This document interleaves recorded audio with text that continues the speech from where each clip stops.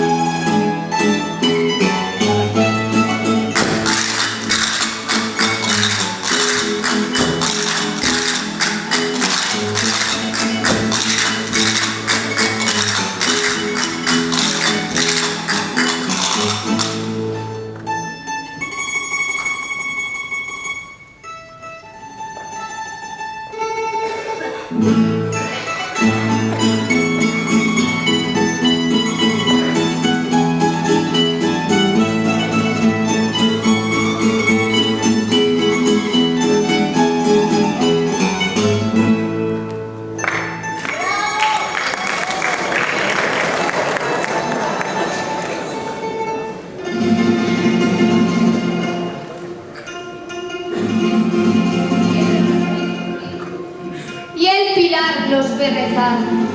No se puede esclavizar pueblo que sabe morir. Entre ruido de cañones se oye la jota cantar. Luchan hombres y mujeres por sus hijos, por su paz, por su patria y libertad. Los viejos cogen las armas, arrogantes y orgullosos, y al extranjero furioso combaten en cuerpo y alma. Zaragoza fue cerrada por 8 viejos portales: Tripería, la de Sancho, el Portillo y la del Carmen, Santa Engracia la Quemada, la del Sol y la del Ángel. Orgullosa de los sitios, Zaragoza puede estar, pues aún nos queda en pie firme la Catedral del Aseo y las Torres del Pilar.